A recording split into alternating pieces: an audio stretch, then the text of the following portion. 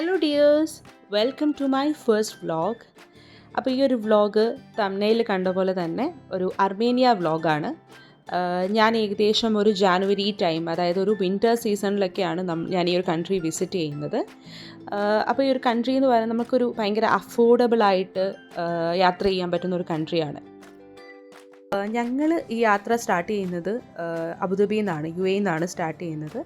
അപ്പോൾ ഇതിലിപ്പോൾ നമ്മൾ പോയിക്കൊണ്ടിരിക്കുന്നത് അർമേനിയയിൽ നിന്ന് എയർപോർട്ടിൽ നിന്ന് നമുക്ക് സിറ്റിയിലേക്കാണ് പോകേണ്ടത്. അതായത് യാരവൻ ആണ് ക്യാപിറ്റൽ സിറ്റി, അവിടേക്കാണ് നമ്മളിപ്പോൾ പോയിക്കൊണ്ടിരിക്കുന്നത്. ബസ്സിലാണ് നമ്മൾ പോകുന്നത്. കാരണം ഇപ്പോൾ ക്യാബൊന്നും വിളിക്കണം എന്ന് നിർബന്ധമൊന്നുമില്ല. നമ്മളിപ്പോൾ അവിടെ ചെന്നിട്ട് നമുക്ക് എയർപോർട്ടിൽ നിന്ന് തന്നെ എപ്പോഴും ബസ് അവൈലബിൾ ആണ്. സോ അങ്ങനെ പോകുന്നതായിരിക്കും നല്ലത്. അപ്പോൾ ഈ കാണുന്നതാണ് അവിടുത്തെ ഭയങ്കര ഫേമസ് ആണ് അരാറത്ത് ബ്രാൻഡി എന്ന് പറയുന്നത്. അപ്പോൾ അതിനെ പറ്റിയിട്ടൊക്കെ കുറച്ചുകൂടി ഡീറ്റെയിൽ ആയിട്ട് ഞാൻ പോകുന്ന വഴിയിൽ ഇങ്ങനെ പറഞ്ഞുതരാം. അപ്പോൾ ഈ ഒരു ബ്രാൻഡി കിട്ടുന്ന അല്ലെങ്കിൽ അതുണ്ടാക്കുന്ന ഒരു ബിൽഡിംഗ് ആണത്. അപ്പോൾ അവിടെ നിന്ന് നമ്മൾ ബസ്സിൽ നിന്ന് ഇറങ്ങി ജസ്റ്റ് നമ്മളിപ്പോൾ അങ്ങനെ നടന്നുകൊണ്ടിരിക്കുകയാണ്. നമ്മൾ ഫുഡ് അന്വേഷിച്ചാണ് ഈ നടന്നുകൊണ്ടിരിക്കുന്നത്. അപ്പോൾ കുറച്ച് നമ്മൾ ഇങ്ങനെ നടന്ന് അത്യാവശ്യം ഒരു റെസ്റ്റോറൻറ്റ് നമ്മൾ കണ്ടുപിടിച്ചു. അങ്ങനെ അവിടെ ചെന്ന് ഒരു സൂപ്പൊക്കെ ഞാൻ ഓർഡർ ചെയ്തു. പിന്നെ ചീസിൻ്റെ ഒരു ഐറ്റം ഓർഡർ ചെയ്തു. അത്യാവശ്യം നല്ല ഫുഡ് തന്നെയായിരുന്നു. അങ്ങനെ ഫുഡെല്ലാം കഴിച്ചു. അവിടെ നിന്ന് നമ്മൾ ഇറങ്ങിയിട്ട് വീണ്ടും നമ്മൾ ഓൾറെഡി റൂമൊക്കെ നമ്മൾ ബുക്ക് ചെയ്തിട്ടുണ്ട്. അപ്പോൾ അങ്ങോട്ടേക്കാണ് നമ്മൾ ഈ പോയിക്കൊണ്ടിരിക്കുന്നത്. ഇതിപ്പം ഏകദേശം ഒരു 2:30 ടൈമൊക്കെ ആയിട്ടുണ്ട്. അപ്പം നമ്മൾ വിചാരിച്ചു റൂമിലൊക്കെ പോയിട്ടൊന്ന് ഫ്രഷ് ആയതിന് ശേഷം നമുക്ക് സിറ്റിയിലേക്കൊക്കെ ഒന്ന് ഇറങ്ങി എല്ലാം കാണാം എന്നൊക്കെ വിചാരിച്ചു. സിറ്റി നോക്കുകയാണെന്നുണ്ടെങ്കിൽ അത്യാവശ്യം ഭയങ്കര നീറ്റ് ആൻഡ് ക്ലീൻ ആക്കി വെച്ചിരിക്കുന്ന ഒരു രീതിയിലാണ് നമ്മൾ കാണുന്നത്. ഇതുപോലെ തന്നെയാണ് കൺട്രി സൈഡിലേക്കൊക്കെ പോയി കഴിഞ്ഞാലും അങ്ങനെ തന്നെയാണ്. അപ്പോൾ നമ്മൾ റൂമിലെത്തി. ഇതാണ് നമ്മളെടുത്ത റൂം. അത്യാവശ്യം മീൻസ് ഞാൻ പറഞ്ഞില്ലേ, അഫോർഡബിൾ ആയിട്ടുള്ള രീതിയിൽ തന്നെയാണെങ്കിലും നല്ലൊരു റൂം തന്നെ നമുക്ക് കിട്ടും അവിടെ നിന്ന്. അങ്ങനെ നമ്മൾ ഫ്രഷപ്പായി. സിറ്റിയിൽ അത്യാവശ്യം ഫേമസ് ആയിട്ടുള്ള കുറച്ച് സ്ഥലങ്ങളൊക്കെ ഉണ്ട്. അപ്പോൾ അവിടെ പോയി നമ്മൾ അതെല്ലാം ഒന്ന് കാണാമെന്ന് വിചാരിച്ച പ്ലാനിലാണ്. അപ്പോൾ ഈ കാണുന്നതാണ് റിപ്പബ്ലിക് സ്ക്വയർ എന്ന് പറയുന്നത്. അപ്പോൾ റിപ്പബ്ലിക് സ്ക്വയർ എന്ന് പറയുന്നത് ഇതിന് ചുറ്റും ഒരു 5 ബിൽഡിങ്സ്, ഒരു ഗ്രാൻഡ് ബിൽഡിങ്സ് 5 വരുന്നുണ്ട്. അത് ഭയങ്കര ഭംഗിയായിട്ടാണ് ഡിസൈൻ ചെയ്തിരിക്കുന്നത്. അപ്പോൾ ഇത് ഡിസൈൻ ചെയ്തിരിക്കുന്നത് പറയുന്നത് അലക്സാണ്ടർ തമന്യൻ എന്നുള്ള ഒരു ആർക്കിടെക്റ്റാണ്. ഓക്കെ, അപ്പോൾ ഒരാൾ അവിടെ ഇരുന്ന് ഇങ്ങനെ മ്യൂസിക് എന്തോ ഒരു പാട്ടൊക്കെ പാടുന്നുണ്ട്. അങ്ങനെ ഇവിടെ ഇങ്ങനെ നമ്മളിങ്ങനെ ജസ്റ്റ് ഇങ്ങനെ നടക്കുകയാണ്. എനിക്ക് ആ ബ്ലാക്ക് ബിൽഡിംഗ് ഭയങ്കരമായിട്ട് ഇഷ്ടപ്പെട്ടു. അതായത് ഭയങ്കര മീൻസ് ഇവർ അവരുടെ പഴയ രീതിയിൽ തന്നെ എല്ലാം മെയിൻറ്റെയിൻ ചെയ്തുകൊണ്ട് പോകുന്നതായിട്ടാണ് നമുക്ക് മനസ്സിലാക്കാൻ പറ്റുന്നത്. ഈ ഒരു ഏരിയയിൽ മെയിനായിട്ടും ഗവൺമെൻറ് ഓഫീസുകൾ, അതുപോലെ തന്നെ മ്യൂസിയം, ഹോട്ടൽസ്, നാഷണൽ ഗാലറി, ഇങ്ങനെയുള്ള മെയിനായിട്ടുള്ള കാര്യങ്ങളൊക്കെയാണ് ഇവിടെ വരുന്നത്. അപ്പോൾ നമുക്ക് തോന്നി ഒരു നൈറ്റ് ടൈമിലേക്കൊക്കെ ഇവിടെ വരുവാണെങ്കിൽ നല്ലൊരു രസമായിരിക്കും കാണാൻ എന്നുള്ളത് കൊണ്ട് തന്നെ നമ്മൾ കുറച്ച് അടുത്തൊരു ഡെസ്റ്റിനേഷനിലേക്ക് പോകാമെന്ന് വിചാരിച്ചു. അങ്ങനെ നമ്മൾ പ്ലാൻ ചെയ്തത് സത്യത്തിൽ അവിടുത്തെ ഒരു ഫേമസ് ആയിട്ടുള്ള മോണുമെൻ്റ് ആണ്, മദർ അർമേനിയ മോണുമെൻ്റ് എന്ന് പറയുന്നത്. അപ്പോൾ അവിടെ പോയിട്ട് അതൊന്ന് കാണാനാണ് നമ്മൾ പ്ലാൻ ചെയ്തത്. ബട്ട് അവിടുത്തെ ടൈം 5 o'clock വരെ ആയിരുന്നു. അപ്പോൾ നമ്മൾ ലേറ്റ് ആവുമെന്ന് വിചാരിച്ചിട്ട് അങ്ങനെ ഒരു പ്ലാൻ നമ്മൾ ക്യാൻസൽ ചെയ്തു. ബട്ട് ലക്ലി നമ്മളുടെ ക്യാബ് വിളിച്ച ഡ്രൈവർക്ക് നമ്മൾ പറഞ്ഞ സ്ഥലം മാറിപ്പോയി. അപ്പോൾ ആൾ നമ്മളെ ആ ഒരു ഏരിയയിലേക്ക് തന്നെ കൊണ്ടുപോയിട്ട് അവിടെ നിന്ന് നമുക്ക് റൂട്ട് മാറിയെന്ന് മനസ്സിലായപ്പോൾ തിരിച്ച് പോരുമായിരുന്നു. ബട്ട് അതൊന്ന് ജസ്റ്റ് കാണാനുള്ളൊരു ഒരു ലക്ക് കിട്ടി. അങ്ങനെ നമ്മൾ അവിടെ നിന്ന് വീണ്ടും ഇങ്ങനെ കാറിൽ പോയിക്കൊണ്ടിരിക്കുകയാണ്. അടുത്തൊരു ഡെസ്റ്റിനേഷനായിട്ടുള്ള അവിടുത്തെ ഒരു ഫേമസ് ഡെസ്റ്റിനേഷനിലേക്കാണ് പോകുന്നത്. എനിക്ക് തോന്നി ഇപ്പോൾ ഈ കാണുന്നത് ഒരു യൂണിവേഴ്സിറ്റി പോലത്തെ ഒരു ഏരിയ ആണ്. നല്ല രസമുണ്ടായിരുന്നു. ആ ഒരു ഏരിയ കാണാനും നല്ല ഭംഗിയുണ്ടായിരുന്നു. ആൻഡ് ഇത് ശരിക്കും അവിടുത്തെ ഭയങ്കര ഫേമസ് ആയിട്ടുള്ള ഒരു കോംപ്ലക്സ് ആണ്, കാസ്കേഡ് കോംപ്ലക്സ്. അപ്പോൾ ഇതിൻ്റെ ഉള്ളിലൊക്കെ നമുക്ക് പോകാൻ പറ്റും. ആ സ്റ്റെപ്പൊക്കെ കയറി പോകണം. അതിൻ്റെ ചുറ്റും ഈ കാണുന്നതൊക്കെ ഭയങ്കര ഭംഗിയായിട്ടുള്ള ഏരിയ ആണ്. നമ്മൾ ഈ കയറി പോകുന്നത് ശരിക്കും പറഞ്ഞാൽ അങ്ങോട്ട് പോയപ്പോൾ നമ്മൾ വിചാരിച്ചു ലിഫ്റ്റിൽ കയറി മേളിൽ പോയിട്ട് തിരിച്ച് നമുക്ക് സ്റ്റെപ്പ് വഴി വരാമെന്ന് വിചാരിച്ചു. അപ്പോൾ അതിൻ്റെ ഉള്ളിൽ ജസ്റ്റ് ഇങ്ങനത്തെ കുറച്ച് കാര്യങ്ങളൊക്കെയാണ്. അവിടുത്തെ ഒരു ആർട്ട് എന്നുള്ള രീതിയിലൊക്കെ അവർ എന്തൊക്കെയോ ഉണ്ടാക്കി വെച്ചിരിക്കുന്നതാണ്. ജസ്റ്റ് നമുക്ക് കണ്ട് കയറി പോവാം എന്നുള്ള രീതിയിൽ. അപ്പോൾ അങ്ങനത്തെ കുറച്ച് കാര്യങ്ങളൊക്കെ അവിടെ ഉണ്ട്. അപ്പോൾ ഇതൊക്കെയാണ് മെയിനായിട്ടും അതിൻ്റെ ഉള്ളിൽ വരുന്നത്. അങ്ങനെ ലിഫ്റ്റിൽ നമ്മൾ ഏറ്റവും ടോപ്പിലേക്ക് പോയിക്കൊണ്ടിരിക്കുകയാണ്. അവിടെ ചെന്നു. ഈ ഒരു വഴി നമ്മൾ പുറത്തേക്ക് വരുന്നത് ഏകദേശം ടോപ്പിൽ എത്തിയിട്ടുണ്ട്. പിന്നെ കുറച്ചുകൂടെ ഒന്ന് സ്റ്റെപ്പ് കയറി മുകളിലേക്ക് പോവുകയാണെന്നുണ്ടെങ്കിൽ ലിഫ്റ്റിൻ്റെ ഏറ്റവും ലാസ്റ്റ് അവിടെയാണ്. അപ്പോൾ അവിടെ വരെ നമ്മൾ എത്തി. ഇനി ഞാൻ കുറച്ചുകൂടെ ഒന്ന് സ്റ്റെപ്പ് കയറിയൊക്കെ നമ്മൾ മുകളിലേക്ക് പോകാമെന്ന് വിചാരിച്ചു. ആൻഡ് ഈ കാണുന്നതാണ് നമുക്ക് ആ ഒരു സിറ്റി, യാരവൻ എന്നുള്ളൊരു സിറ്റി കംപ്ലീറ്റ് അവിടെ നിന്ന് കാണാൻ പറ്റും. ഭയങ്കര രസമാണ് അവിടെ നിന്ന് ഈ ഒരു സിറ്റി കാണാനായിട്ട്. ഇതാണ് നൈറ്റ് ടൈമിലത്തെ അവിടുത്തെ ഒരു ലുക്ക്. ഒരു രക്ഷയില്ലാത്തൊരു ലുക്കാണ്. നമുക്ക് ഭയങ്കരമായിട്ട് ഇഷ്ടപ്പെടും. ഭയങ്കര എന്തോ ഒരു പ്രത്യേക ഒരു ആംബിയൻസ് ആണ്. പ്രത്യേകിച്ച് ആ ഒരു വിൻ്റർ ടൈമിൻ്റെ ആ ഒരു ക്ലൈമറ്റും ഒക്കെ വരുമ്പം നല്ലതായിട്ട് നമുക്ക് ഇഷ്ടപ്പെടും. അത്യാവശ്യം കുറച്ച് സമയമൊക്കെ നമ്മൾ അവിടെ എല്ലാം സ്പെൻഡ് ചെയ്തു. ആൻഡ് എഗെയിൻ നമ്മൾ റിപ്പബ്ലിക് സ്ക്വയറിലേക്ക് തിരിച്ചെത്തി.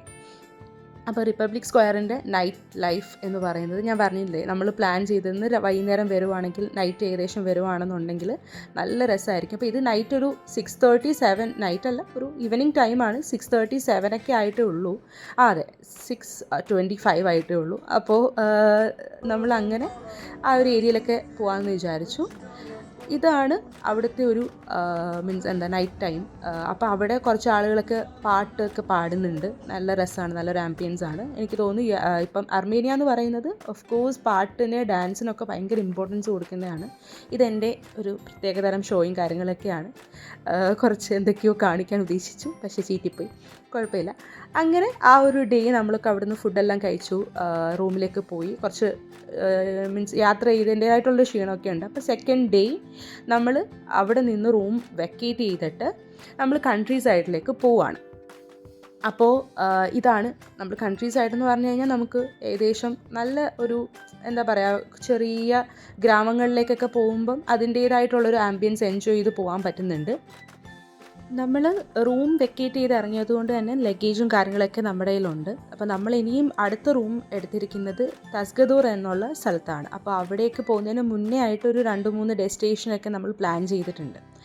ഓക്കെ, അപ്പോൾ ഈ പോകുന്ന സമയത്ത് നമ്മളിങ്ങനെ കുറേയൊക്കെ ബിൽഡിങ്സൊക്കെ കാണുന്നുണ്ട്. കുറച്ചുകൂടി ഉള്ളിലേക്കൊക്കെ പോയി കഴിഞ്ഞാൽ ചെറിയ ചെറിയ വീടുകളാണ്, കുറേയൊക്കെ പൊളിഞ്ഞ രീതിയിലുള്ള വീടുകളൊക്കെ ഉണ്ട്.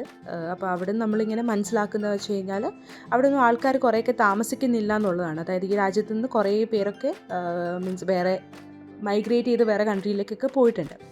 അതുപോലെ ഈ കൺട്രിയുടെ ഒരു ഹിസ്റ്ററിയൊക്കെ നമ്മൾ മനസ്സിലാക്കുകയാണെങ്കിൽ അർമേനിയ എന്ന് പറയുന്നത് ഒരു ഭയങ്കര ചെറിയൊരു കൺട്രിയാണ്. അതുപോലെ തന്നെ വേൾഡിലെ വൺ ഓഫ് ദ ഓൾഡസ്റ്റ് കൺട്രിയും കൂടിയാണ് അർമേനിയ. അപ്പോൾ ഇവിടെ കൂടുതലും ക്രിസ്ത്യൻ കമ്മ്യൂണിറ്റിയിലുള്ള ആളുകളാണ് കൂടുതൽ, അതായത് ക്രിസ്ത്യാനിറ്റിക്ക് കൂടുതൽ ഇമ്പോർട്ടൻസ് കൊടുക്കുകയും അതുപോലെ തന്നെ നമ്മളുടെ ഫസ്റ്റ് നേഷനാണ്, അതായത് ക്രിസ്ത്യാനിറ്റീനെ ഒരു അഡോപ്റ്റ് ചെയ്തിട്ടുള്ള ആദ്യത്തെ നേഷൻ കൂടിയാണ് അർമേനിയ എന്ന് പറയുന്നത്. അങ്ങനെ വേറെ കുറച്ച് കാര്യങ്ങളൊക്കെ നമ്മൾ മനസ്സിലാക്കുകയാണെങ്കിൽ ഏകദേശം ഇവിടുത്തെ ഒരു പോപ്പുലേഷനും കാര്യങ്ങളൊക്കെ നോക്കുകയാണെങ്കിൽ ഒരു 3 മില്യൺ അറൗണ്ട് പോപ്പുലേഷനാണ് ഈ ഒരു കൺട്രിയിലുള്ളത്. ആൻഡ് ഇവർ സംസാരിക്കുന്ന ലാംഗ്വേജ് അർമേനിയ ലാംഗ്വേജ് തന്നെയാണ്. അതുമല്ലാതെ റഷ്യൻ ലാംഗ്വേജ് സംസാരിക്കുന്ന ആളുകളും ഇവരുടെ കൂട്ടത്തിലുണ്ട്. അതുപോലെ തന്നെ ഇംഗ്ലീഷ് എന്ന് പറയുന്നത് ഇവരിൽ ഇപ്പോൾ ഒരു യങ് ആയിട്ടുള്ള ആളുകൾക്ക് കുറച്ചുകൂടെ ഇംഗ്ലീഷ് സംസാരിക്കുന്നവരാണ് കൂടുതലും. പക്ഷേ ഇപ്പോൾ ക്യാബിനൊക്കെ പോകുന്ന സമയത്ത് നമുക്ക് ട്രാൻസ്ലേറ്റർ യൂസ് ചെയ്ത് നമുക്ക് കമ്മ്യൂണിക്കേറ്റ് ചെയ്യാൻ പറ്റും. ഓക്കെ, അപ്പോൾ അങ്ങനെ നമ്മളിതാ അടുത്തൊരു ഡെസ്റ്റിനേഷനിൽ എത്തിയിരിക്കുകയാണ്. നമ്മൾ സെക്കൻഡ് ഡേയിലെ ഫസ്റ്റ് ഡെസ്റ്റിനേഷനാണ്. അപ്പോൾ ഇത് ഒരു ഐക്കോണിക് ആയിട്ടുള്ളൊരു ഒരു ഡെസ്റ്റിനേഷനാണ്. ഞാൻ ഓൾറെഡി ഈ ഒരു സ്ഥലത്തേക്ക് വരുമ്പോൾ എനിക്ക് ഭയങ്കര എക്സൈറ്റഡ് ആയിരുന്നു. കാരണം എന്താണെന്ന് വെച്ചാൽ എൻ്റെ വിഷൻ ബോർഡിൽ ഞാൻ ഈ ഒരു കൺട്രിയിൽ വിസിറ്റ് ചെയ്യണം എന്നുള്ളതിൽ ഈ ഒരു മൊനാസ്ട്രീൻ്റെ ഒരു പിക്ചറായിരുന്നു കൊടുത്തിരുന്നത്. സോ ഞാൻ ഭയങ്കര എക്സൈറ്റഡ് ആയിരുന്നു. നമ്മുടെ കയ്യിൽ ലഗേജും കാര്യങ്ങളൊക്കെ ഉള്ളത് കൊണ്ട് തന്നെ നമ്മളതൊരു താഴെ ഒരു ഷോപ്പിൽ വെച്ചിട്ടാണ് ഈ ഒരു മൊനാസ്ട്രിയുടെ ഉള്ളിലേക്ക് പോകാനായിട്ട് പ്ലാൻ ചെയ്തത്. അപ്പോൾ ഇതിൻ്റെ താഴെയായിട്ട് അത്യാവശ്യം കുറേ ഷോപ്പും കാര്യങ്ങളൊക്കെ വരുന്നുണ്ട്. അവരുടേതായിട്ടുള്ള കുറേ കരകൗശല വസ്തുക്കൾ, അങ്ങനെ കുറേ സംഭവങ്ങളൊക്കെ സെയിൽ ചെയ്യുന്നതാണ്. അങ്ങനെ നമ്മളിതാ മെയിൻ എൻട്രൻസ് വഴി അകത്തേക്ക് കയറി. ഇവിടെ ഭയങ്കരമായിട്ട് ക്രൗഡഡ് ആയിട്ടൊന്നുമല്ല, ആളുകൾ കുറവാണ് പൊതുവെ. വിൻ്റർ സീസൺ ആയതുകൊണ്ടാണോ എന്ന് അറിയത്തില്ല, എന്തായാലും ആളുകൾ കുറച്ച് കുറവാണ്. നമ്മളങ്ങനെ ഇതിൻ്റെ പേര് കോർബിറാബ് മൊനാസ്ട്രി എന്നാണ്. അപ്പോൾ ഈ ഒരു മൊനാസ്ട്രിയിൽ അത് അത്യാവശ്യം ഐക്കോണിക് ആയിട്ടുള്ള എല്ലാ ടൂറിസ്റ്റുകളും വന്നു കഴിഞ്ഞാൽ മസ്റ്റ് വിസിറ്റ് ചെയ്യുന്ന ഒരു പ്ലേസ് തന്നെയാണിത്. അങ്ങനെ പുറത്ത് നിന്ന് അത്യാവശ്യം കാഴ്ചകളൊക്കെ കണ്ടു കഴിഞ്ഞിട്ട് നമ്മൾ വിചാരിച്ചു ഓക്കെ ഉള്ളിൽ പോയി നോക്കാം എന്താണ് അവിടെ ഉള്ളതെന്നുള്ളത് നമുക്ക് അറിയണമല്ലോ. അപ്പോൾ അങ്ങനെ അകത്തേക്ക് കയറി നമ്മൾ നോക്കുമ്പോൾ ഇതാ ഇങ്ങനത്തെ കുറച്ച് കാര്യങ്ങളൊക്കെയാണ്. നമ്മൾ പഴയ പള്ളിയാണല്ലോ, അപ്പോൾ അതിൻ്റേതായിട്ടുള്ള രീതിയിൽ തന്നെയാണ് അവരെല്ലാ കാര്യങ്ങളും മെയിൻറ്റെയിൻ ചെയ്ത് പോകുന്നത്. നമുക്കൊരിക്കലും നമ്മുടെ നാട്ടിലൊന്നും ഇങ്ങനത്തെ ചർച്ചുകളും കാര്യങ്ങളൊക്കെ കാണാൻ പറ്റുമെന്ന് എനിക്ക് തോന്നുന്നില്ല.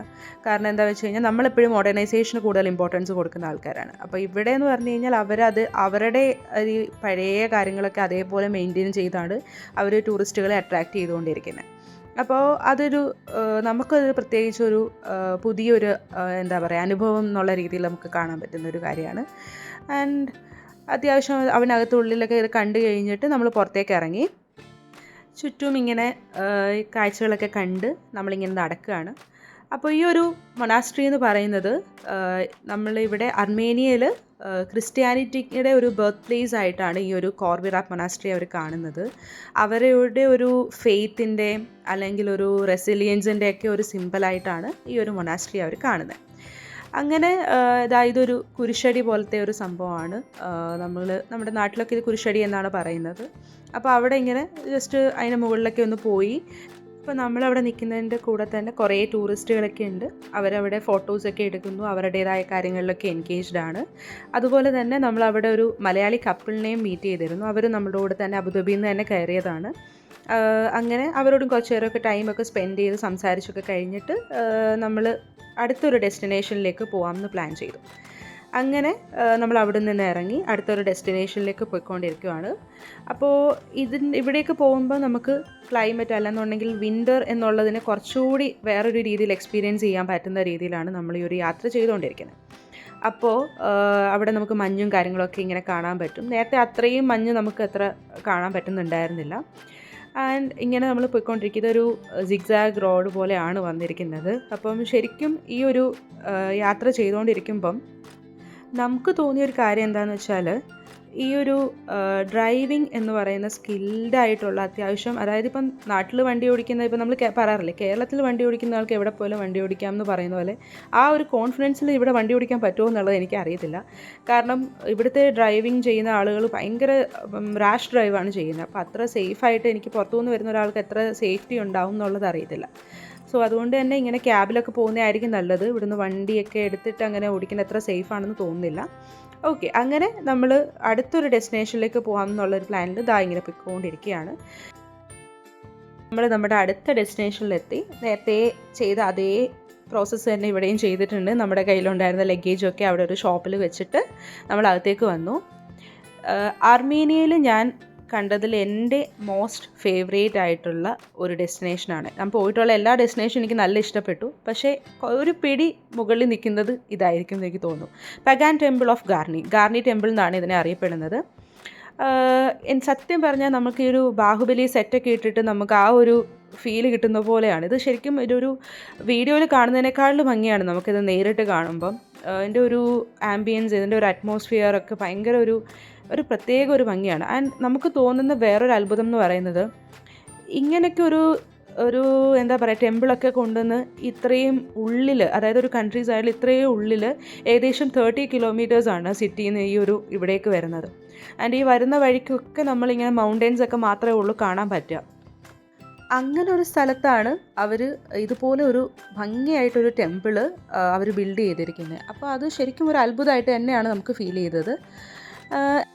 ഇനിയും ഇതിൻ്റെ ഒരു ഹിസ്റ്റോറിക്കലായിട്ടുള്ളൊരു സൈഡൊക്കെ നോക്കുകയാണെന്നുണ്ടെങ്കിൽ ഇതൊരു 77 AD ഈ ഒരു ടെമ്പിൾ ബിൽഡ് ചെയ്തിരിക്കുന്നത്. അതായത് അർമേനിയ ഒരു ക്രിസ്ത്യൻ നേഷനായി മാറുന്നതിന് മുൻപേ ആയിട്ടാണ്. ആൻഡ് ഇതൊരു എർത്ത്ക്വേക്കിൽ ഈ ഒരു ടെമ്പിള് 1679 ഒന്ന് ഡിസ്ട്രോയിഡ് ആയി പോയിട്ടുണ്ട്. ബട്ട് അവരതിനെ റീബിൽഡ് ചെയ്തത് 1970s അത് വീണ്ടും റീബിൽഡ് ചെയ്തിട്ടുണ്ട്. അപ്പോൾ ബട്ട് ഇത് ഞാൻ നേരത്തെ പറഞ്ഞ പോലെ തന്നെ റീബിൽഡ് ചെയ്യുമ്പോഴും അതിൻ്റേതായ ഒരു ഭംഗി തന്നെയാണ് അവരത് മെയിൻറ്റെയിൻ ചെയ്ത് കൊണ്ടുപോകുന്നതെന്നുള്ളതാണ്. ഇനി നമ്മൾ അവിടെ നിന്ന് ഇറങ്ങിയിട്ട് അടുത്തൊരു ഡെസ്റ്റിനേഷനിലേക്ക് പോയിക്കൊണ്ടിരിക്കുകയാണ്. ആൻഡ് ഇതും കുറച്ച് ഉള്ളിലേക്ക് കുറച്ച് യാത്ര ചെയ്യാനുണ്ട്. അപ്പോൾ അടുത്തൊരു ക്യാബ് ബുക്ക് ചെയ്ത്, നമ്മൾക്ക് എപ്പോഴും ക്യാബ് അവൈലബിൾ ആണ് കേട്ടോ. എപ്പോഴും മിനിറ്റ്സിനുള്ളിൽ നമുക്ക് ക്യാബ് കിട്ടും. അപ്പോൾ അതുകൊണ്ട് തന്നെ ഇവിടെ വരുന്നവർക്കൊരു ക്യാബ് തന്നെയാണ് മെയിൻ ഒരു ഓപ്ഷനായിട്ട് എടുക്കുന്നതിനോടാണ് ഞാൻ സജസ്റ്റ് ചെയ്യുന്നത്. അങ്ങനെ നമ്മൾ വീണ്ടും പോയിക്കൊണ്ടിരിക്കുന്നത് വേറൊരു ഫേമസ് മൊണാസ്ട്രി കാണാൻ വേണ്ടിയിട്ടാണ്. അപ്പോൾ ഈ ഒരു യാത്ര സ്റ്റാർട്ട് ചെയ്യുന്നതിന് മുന്നേ ഇത് നമ്മൾ പെട്ടെന്ന് പ്ലാൻ ചെയ്തൊരു ട്രിപ്പ് തന്നെയാണ്. പക്ഷേ പോകുന്നതിന് മുന്നേ ആയിട്ടൊരു ഐഡിയ കിട്ടണം എന്ന് വിചാരിച്ച് ഞാൻ അത്യാവശ്യം ഒരു നോട്ട് ക്രിയേറ്റ് ചെയ്തിരുന്നു. അതായത് എവിടെയൊക്കെ പോകണം എന്നുള്ളതിനെ പറ്റിയിട്ടും നമ്മൾ നിൽക്കുന്ന റൂമിൻ്റെ അവിടെ നിന്ന് എത്ര ഡിസ്റ്റൻസ് ഉണ്ട് എന്നുള്ളതിനെ പറ്റിയിട്ടൊക്കെ ഒരു ഐഡിയ ക്രിയേറ്റ് ചെയ്തിട്ടാണ് ഇവിടേക്ക് വന്നത്. സോ ഒരു 4 days ട്രിപ്പിനകത്ത് നമുക്കൊരു കൃത്യമായ പ്ലാനിങ് ഉണ്ടായിരുന്നു. അങ്ങനെ നമ്മൾ ഈ വന്നിരിക്കുന്നത് ഗെഹാഡ് മൊണാസ്ട്രിയിലേക്കാണ്. ഇതും അത്യാവശ്യം ഫേമസ് ആയിട്ടുള്ള ഒരു അർമേനിയൻ ടൂറിസ്റ്റ് ഡെസ്റ്റിനേഷനാണ്. ഈ ഒരു മൊണാസ്ട്രിയെ പറ്റി പറയുവാണെങ്കിൽ ഇതൊരു 4th centuryയിലാണ് ഈ ഒരു മൊണാസ്ട്രി ബിൽഡ് ചെയ്തിരിക്കുന്നത്. ആൻഡ് ഇത് 2000 യുനെസ്കോയുടെ വേൾഡ് ഹെറിറ്റേജ് സൈറ്റിൽ റെക്കഗ്നൈസ് ചെയ്തിട്ടുള്ള ഒരു ഡെസ്റ്റിനേഷനാണ്. അങ്ങനെ നമ്മളിതാ ഈ ഒരു ചർച്ചിൻ്റെ ഉള്ളിലേക്ക് കയറി. ഇവിടെ ഇപ്പോൾ പ്രാർത്ഥനയായിട്ട് അങ്ങനെയൊന്നുമില്ല, കുറച്ച് ടൂറിസ്റ്റുകളൊക്കെ ഉണ്ട്. എല്ലാവരും കുറച്ച് പേർക്ക് വന്നിരുന്ന് പ്രാർത്ഥിക്കുന്നു. അങ്ങനെ ഇതാണ് ചർച്ചിൻ്റെ ഉള്ളിലുള്ള ഒരു ഏരിയ നമുക്ക് കാണാൻ പറ്റുന്നത്. നമ്മളും പ്രാർത്ഥിച്ചിട്ട് അവിടെ തന്നെ അകത്ത് തന്നെയുള്ള വേറൊരു ഏരിയ കാണാൻ വേണ്ടിയിട്ട് വന്നിരിക്കുകയാണ്. അപ്പോൾ ഇതുപോലെ ക്യാൻഡിൽസൊക്കെ കത്തിച്ചിട്ടുണ്ട് അവിടെ. ഈ ഒരു കാണുന്നത് നമ്മൾ ചർച്ചിൻ്റെ ഉള്ളിലൂടെ വെള്ളം ഒഴുകി പോകുന്നതാണ്. ഇത്തരത്തിലുള്ള അത്യാവശ്യം ഇവിടെയുള്ള എല്ലാ ചർച്ചുകളിലും ഇങ്ങനെ കാണാൻ പറ്റും. അപ്പോൾ ഇതിനകത്ത് തന്നെ വേറൊരു സ്പോട്ട് കൂടിയുണ്ട്. ഇതിൻ്റെ ഉള്ളിലേക്ക്, അതായത് ചർച്ചിൻ്റെ അണ്ടർഗ്രൗണ്ടിലേക്ക് പോകാൻ പറ്റുന്ന ഒരു ഏരിയ കൂടിയുണ്ട് ഇതിനകത്ത്. അപ്പോൾ അങ്ങനെ പോകണമെന്ന് ആഗ്രഹമുള്ള ആളുകൾക്ക് ഇറങ്ങി പോകാൻ പറ്റും. പിന്നെ അത്രയും ധൈര്യം പോരാഞ്ഞത് കൊണ്ട് ഞാൻ ഇറങ്ങിയില്ല. അങ്ങനെ അവരൊക്കെ ഇങ്ങനെ കുറേ ആളുകൾ അവിടെ നിന്ന് ഇതൊക്കെ കാണുന്നുണ്ട്. പൈസ അവിടെ വെള്ളത്തിലേക്ക് പൈസ ഒക്കെ ഇട്ടിട്ടുണ്ട്. അങ്ങനെ അതെല്ലാം കണ്ടു പുറത്തേക്ക് ഇറങ്ങി. ഇനിയും പള്ളിയുടെ ചുറ്റുമുള്ള ആ ഒരു കാഴ്ചയൊക്കെ കാണാമെന്ന് വിചാരിച്ചു. ഭയങ്കര ഭംഗിയാണ്. ഈ ഒരു സ്റ്റെപ്സൊക്കെ വന്നിട്ട് നല്ല രസമാണ് അതിൻ്റെ ചുറ്റിനും കാണാനായിട്ടൊക്കെ. കുറേ ഫോട്ടോയൊക്കെ എടുക്കാനായിട്ടുള്ള കുറേ രസമായിട്ടുള്ള സംഭവങ്ങളൊക്കെ ഉണ്ട്. അപ്പോൾ ഇതുപോലെ പാറകളുടെ ഇടയിലൂടെയൊക്കെ വെള്ളം ഒഴുകി വരുന്നതൊക്കെ നമുക്ക് അവിടെ നിന്ന് കാണാൻ പറ്റും. വേറൊരു അറ്റ്മോസ്ഫിയറാണ്. ഇത് ഐസായിട്ടിരിക്കുകയാണ് വെള്ളമൊക്കെ. ഇത് അർമേനിയയിൽ എവിടെ പോയാലും നമുക്ക് കാണാൻ പറ്റും. ഇത് വെള്ളം കുടിക്കാൻ പറ്റുന്നതാണ്, ഫ്രഷ് വാട്ടറാണ്. അത് വെള്ളം കുടിക്കാൻ പറ്റുന്ന ഒരു ഏരിയ ആണ്. ഇതുപോലെയുള്ള ചെറിയ ചെറിയ അരുവികളൊക്കെ ഉണ്ട്. നല്ല ഭംഗിയാണ്. നമുക്കതൊക്കെ കണ്ട് നിൽക്കാൻ നല്ല രസമാണ്. അറ്റ്മോസ്ഫിയറും കാര്യങ്ങളൊക്കെ നല്ല രസമാണ്. അങ്ങനെ അതൊക്കെ കണ്ടു നമ്മൾ ഇറങ്ങി. അടുത്തൊരു ഡെസ്റ്റിനേഷനിൽ നമ്മൾ എത്തി.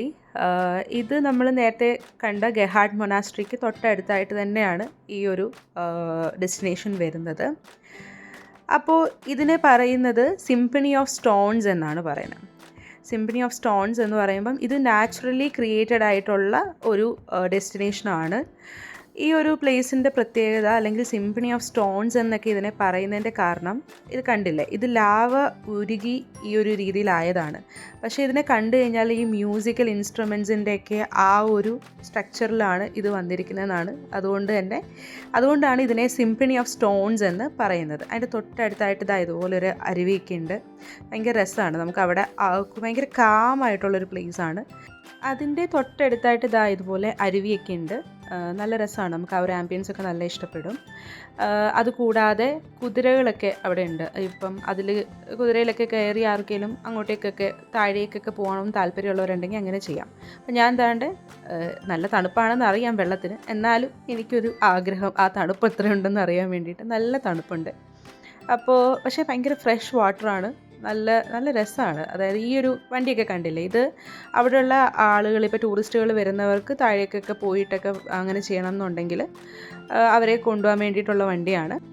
അങ്ങനെ നമ്മൾ അവിടെ നിന്ന് ഇറങ്ങി നമ്മുടെ അടുത്ത ഡെസ്റ്റിനേഷനിലേക്ക് നമ്മൾ പോവുകയാണ്. അടുത്ത ഡെസ്റ്റിനേഷൻ എന്ന് പറയുന്നത് നമ്മൾ സ്റ്റേ ചെയ്യാൻ ഉദ്ദേശിച്ച സ്ഥലത്തേക്കാണ് പോകുന്നത്. അപ്പോൾ നമ്മൾ പോകുന്ന വഴി എന്ന് പറയുന്നത് ഇതുപോലെ മഞ്ഞായിട്ടുണ്ട്, നല്ല മഞ്ഞായി.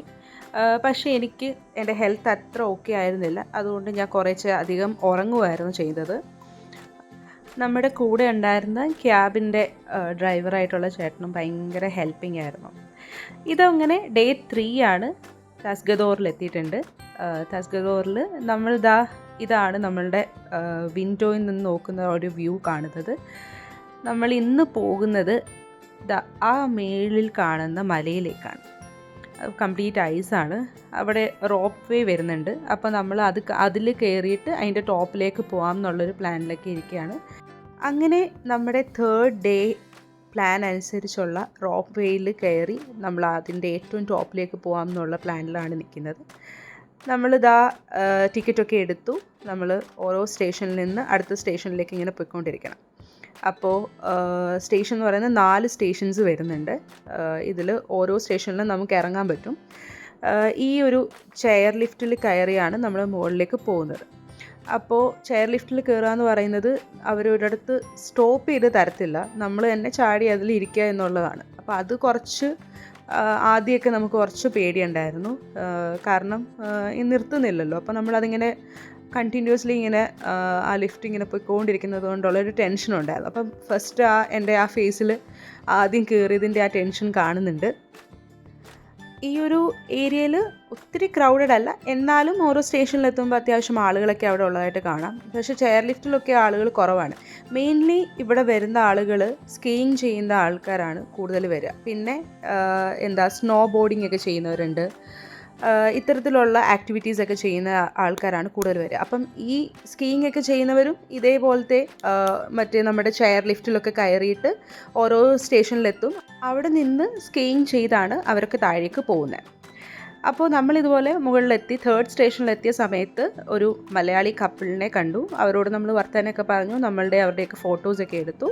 അത് കഴിഞ്ഞ് അവരിങ്ങനെ നമ്മളോട് ചോദിച്ചു, നിങ്ങളിനി മുകളിലേക്ക് പോകുന്നുണ്ടോ എന്ന് ചോദിച്ചു. അപ്പോൾ നമ്മൾ പറഞ്ഞു അതെ മുകളിലേക്ക് പോകാമെന്നുള്ളൊരു ഹൈ കോൺഫിഡൻസിൽ നമ്മളിങ്ങനെ പോയിക്കൊണ്ടിരിക്കുകയാണ്. അപ്പോൾ ഇത് സ്റ്റാർട്ട് ചെയ്ത് കുറച്ച് നേരം കഴിഞ്ഞപ്പോഴത്തേനും ഇച്ചിരി തണുപ്പ് ഇങ്ങനെ കൂടി വന്നു. അപ്പോൾ നമ്മളുടെ ഫേസ് കവർ ചെയ്യുന്നതായിട്ടുള്ള ഒന്നും നമ്മുടെ കയ്യിൽ ഉണ്ടായിരുന്നില്ല. അതാണ് നമുക്കൊരു ബുദ്ധിമുട്ടായിട്ട് ഫീൽ ചെയ്തത്. അല്ലാതെ ഏറ്റവും ടോപ്പിലേക്ക് വന്നു കഴിഞ്ഞാൽ നമുക്ക് കിട്ടുന്ന ഒരു വ്യൂ അത് ഭയങ്കര ഡിഫറെൻ്റാണ്. നമുക്ക് ഭയങ്കരമായിട്ട് ആ ഐസൊക്കെ കണ്ട് നമ്മൾ ഭയങ്കര ഹാപ്പി ആവുന്നൊരു മൊമെൻ്റാണത്. അങ്ങനെ അവിടെ കുറച്ചധികം സമയം സ്പെൻഡ് ചെയ്തു. അങ്ങനെ ഒരുപാട് ആളുകൾ അത്രയും ടോപ്പിലേക്ക് വരുന്നുണ്ടായിരുന്നില്ല. നമ്മളെപ്പോലുള്ള കുറച്ച് ആളുകൾ മാത്രമേ വരുന്നുണ്ടായിരുന്നുള്ളൂ. അവിടെ നമ്മൾ കുറച്ചധികം ടൈം സ്പെൻഡ് ചെയ്തു. ഏകദേശം എനിക്ക് തോന്നുന്നു ഒരു 4 hours നമ്മൾ ആ ഒരു റോപ്പ് വേയിലൊക്കെ തന്നെ ആയിട്ട് ആ ഒരു ഏരിയയിൽ തന്നെ ഉണ്ടായിരുന്നു. അങ്ങനെ നമ്മളിതാ താഴേക്ക് പോവാണ്. നമ്മളിങ്ങോട്ടേക്ക് വന്ന പോലെ തന്നെ ഒരു 4 സ്റ്റേഷൻസ് നമ്മളിങ്ങനെ ടച്ച് ചെയ്ത് തന്നെയാണ് പോകുന്നത്. അപ്പോൾ ഈ 4 സ്റ്റേഷൻ എന്ന് പറയുന്നത് ഏകദേശം 20 to 25 minutes നമ്മൾ ആ റോപ്പ് വേയിൽ ഇങ്ങനെ യാത്ര ചെയ്ത് വേണം നമ്മൾ ആ ഓരോരോ സ്റ്റേഷനിൽ എത്താനായിട്ട്. അപ്പോൾ ആ സമയത്തൊക്കെ നമ്മളിങ്ങനെ ആ ഒരു വ്യൂ ഒക്കെ എൻജോയ് ചെയ്ത് തന്നെയാണ് പോകുന്നത്. അപ്പോൾ ഈ തസ്കദോർ എന്നുള്ള സ്ഥലത്തിന് അല്ലെങ്കിൽ അർമീനിയൻ ലാംഗ്വേജിൽ ഈ ഒരു തസ്കദോർ എന്ന വേർഡിൻ്റെ മീനിങ് എന്ന് പറയുന്നത് വാലി ഓഫ് ഫ്ലവേഴ്സ് എന്നാണ് അറിയപ്പെടുന്നത്. സീ ലെവലിൽ നിന്നും ഏകദേശം ഒരു 2819 മീറ്റേഴ്സ് നമ്മൾ യാത്ര ചെയ്ത് കഴിഞ്ഞു. അതായത് ഏകദേശം ഒരു 9248 ഫീറ്റോളം നമ്മൾ യാത്ര ചെയ്ത് കഴിഞ്ഞു. ഇനി അത്രയും ഡിസ്റ്റൻസ് നമ്മൾ താഴേക്ക് പോകണം. അപ്പോൾ ഈ പോകുന്ന വഴിയിലൊക്കെ നമുക്ക് സ്കീയിങ് ചെയ്യുന്ന ആളുകളെയും കാണാൻ പറ്റും. ഒരു സ്റ്റേഷനിൽ എത്തിയ സമയത്ത് നമ്മൾ കുറച്ച് നേരം ഒന്ന് റെസ്റ്റ് ചെയ്തിട്ട് പോകാമെന്ന് വിചാരിച്ചു. അങ്ങനെ അവിടെ ഞാനിപ്പോൾ അർമേനിയ എത്തിയതിന് ശേഷം ഒരു ഹോട്ട് ചോക്ലേറ്റ് ഫാനായിട്ടുണ്ട്. എനിക്ക് സ്നോ എക്സ്പീരിയൻസ് ഒക്കെ ആദ്യമായിട്ടാണ്. അപ്പോൾ അത് ഞാൻ മാക്സിമം എൻജോയ് ചെയ്യുന്നുണ്ട്. നല്ലൊരു എക്സ്പീരിയൻസ് ആയിരുന്നു. അവിടെ നിന്ന് ഫുഡെല്ലാം കഴിച്ചതിന് ശേഷമാണ് നമ്മൾ നെക്സ്റ്റ് ഡെസ്റ്റിനേഷനിലേക്ക് പോകാമെന്നതിന് വേണ്ടി പ്ലാൻ ചെയ്തത്. അങ്ങനെ നമ്മൾ എത്തിയത് കെച്ചാരീസ് മൊനാസ്ട്രി ആണ്. ഇത് നമ്മൾ താമസിക്കുന്ന ആ ഒരു റിസോർട്ടിൽ നിന്നും അത്ര ഡിസ്റ്റൻസ് ഇല്ല, നടന്നു പോകാവുന്ന ഡിസ്റ്റൻസേ ഉള്ളൂ. പക്ഷെ നമ്മൾ ക്യാബിനായിരുന്നു പോയത്. ഇത് ഒരു 4 ചർച്ചസാണ് ഇവിടെ വരുന്നത്. ഇതിന് ചുറ്റും മലയും മരങ്ങളും തന്നെയാണ്. നല്ലൊരു ആംബിയൻസ് ആണ് അതിൻ്റെ ആ ഒരു ചർച്ചിന് ചുറ്റും നമുക്ക് കിട്ടുക. ഇതിനകത്ത് ഈ പറയുന്ന പോലെ ചെറിയ ചെറിയ പള്ളികൾ വരുന്നുണ്ട്. ഒരു വലിയൊരു പള്ളി വരുന്നുണ്ട്. നമ്മൾ പോയ സമയത്ത് അവിടെ ഒരു കല്യാണം നടക്കുന്നൊരു ടൈമായിരുന്നു. അപ്പോൾ ആ ഒരു ആളുകളൊക്കെ അത്യാവശ്യം ക്രൗഡഡ് തന്നെ ആയിരുന്നു അവിടെ ഉണ്ടായിരുന്നത്. ഈവനിങ് വെഡ്ഡിങ്സ് ആണല്ലോ അവിടേക്ക് പതിവായിട്ട് വരുന്നത്. അങ്ങനെ ഇങ്ങനെ ഒരു സ്റ്റെപ്പൊക്കെ ഉണ്ട് ഈ ഒരു പള്ളിയുടെ ഉള്ളിൽ. 11th സെഞ്ച്വറിയുടെയും 13th സെഞ്ച്വറിയുടെയും ഇടയിലായിട്ടാണ് ഈ ഒരു ചേർച്ച് അവർ ബിൽഡ് ചെയ്തിരിക്കുന്നത്. നമ്മളുടെ കൂടെ തന്നെ അവിടെ കുറേ ടൂറിസ്റ്റുകളുണ്ട്. അവരൊക്കെ ക്യാൻഡിൽസൊക്കെ കത്തിച്ച് പ്രാർത്ഥിച്ചുകൊണ്ടിരിക്കുകയാണ്. നമ്മളും കുറച്ച് നേരം അതിനകത്ത് തന്നെ ഈ ഒരു ഏരിയയൊക്കെ ഒന്ന് കണ്ടതിന് ശേഷം ഉള്ളിലേക്ക് പോകാമെന്ന് വിചാരിച്ചു. ഉള്ളിൽ ഞാൻ നേരത്തെ പറഞ്ഞ പോലെ തന്നെ അവിടെ ഒരു വെഡ്ഡിങ് ഉണ്ട്. അപ്പോൾ അതിൻ്റേതായിട്ടുള്ള പ്രിപ്പറേഷൻസും കാര്യങ്ങളൊക്കെ നടന്നുകൊണ്ടിരിക്കുകയാണ്. അവിടെ നിന്ന് നമ്മൾ നമ്മളുടെ റൂമിലേക്ക് തിരിച്ചു പോയി. ഇതിപ്പോൾ ഡേ 4 ആണ്. ഡേ 4 നമുക്ക് തിരിച്ചു പോകണം, അബുദാബിയിലേക്ക് തിരിച്ചു പോകേണ്ടതുണ്ട്. അപ്പോൾ അതുകൊണ്ട് തന്നെ നമ്മൾ വേറെ ഡെസ്റ്റിനേഷൻ ഒന്നും പോകുന്നതിനെ പറ്റി പ്ലാൻ ചെയ്തിരുന്നില്ല. നമുക്ക് ശരിക്കും മിസ്സായി പോയൊരു ഡെസ്റ്റിനേഷൻ എന്ന് പറയുന്നത് 7 ലേക്ക് എന്നുള്ളൊരു ലേക്ക് ഉണ്ട്. അവിടെ പോകണം എന്നുള്ളത് നല്ല ആഗ്രഹം ഉണ്ടായിരുന്നു. ബട്ട് നമുക്ക് ആ ഒരു ടൈം മാനേജ് ചെയ്യാൻ പറ്റിയില്ല. ഡേ 3 അത് പറ്റിയില്ല. തസ്ഗദോറിൽ തന്നെ നമ്മൾ അത്യാവശ്യം കുറച്ച് സമയം സ്പെൻഡ് ചെയ്തത് കൊണ്ട് തന്നെ ഡേ 3 നമുക്കത് പറ്റിയില്ല. ഡേ 4 തിരിച്ചു പോകുന്നത് കൊണ്ട് തന്നെ നമുക്ക് ആ ഒരു റിസ്ക് എടുക്കാനും പറ്റത്തില്ല. കാരണം തസ്ഗദോറിൽ നിന്ന് യരവനിലേക്ക് അത്യാവശ്യം നല്ല ഡിസ്റ്റൻസ് ഉണ്ട്. അപ്പോൾ അങ്ങനെ നമ്മൾ പോയിക്കൊണ്ടിരിക്കുകയാണ്. നമ്മളുടെ കൂടെയുള്ള ഡ്രൈവർ ചേട്ടൻ ഭയങ്കര സംസാരിക്കുന്ന ഒരാളായിരുന്നു. അപ്പോൾ ആളുടെ അടുത്ത് നമ്മൾ കുറച്ച് കാര്യങ്ങളൊക്കെ ചോദിക്കുന്നുണ്ട്. അഗ്രികൾച്ചർ, ഫിഷിംഗ്, ടൂറിസം ഇത്തരത്തിലുള്ള മേഖലകളിലാണ് ഇവർ കൂടുതലായിട്ടും ഫോക്കസ് ചെയ്തിരിക്കുന്നത്. ഇതൊരു റിച്ച് കൺട്രി ഒന്നുമല്ല.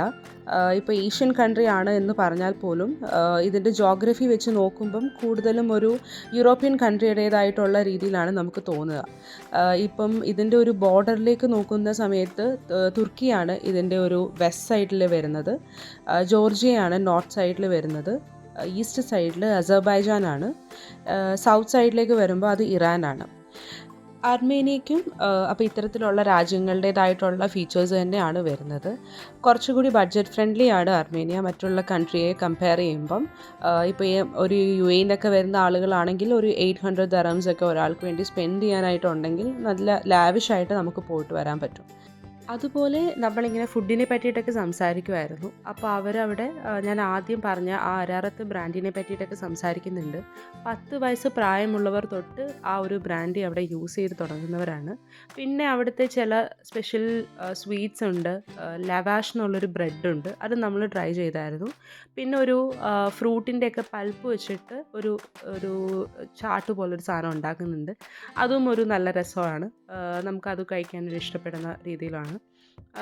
ഞങ്ങൾ ആ 3 ഡേയ്സും നമ്മൾ അവിടുത്തെ ഫുഡ് തന്നെയാണ് ട്രൈ ചെയ്തിട്ടുണ്ടായിരുന്നത്. ബട്ട് ലാസ്റ്റ് ഡേയിലേക്ക് വന്നപ്പോൾ നമുക്ക് കുറച്ച് ഇന്ത്യൻ ഫുഡ് കഴിക്കണം തോന്നി. അങ്ങനെ നമ്മൾ അവിടെ യരവനിൽ നിന്ന് ഇന്ത്യൻ ഫുഡ് കഴിച്ചതിന് ശേഷമാണ് എയർപോർട്ടിലേക്ക് നമ്മൾ പോയത്.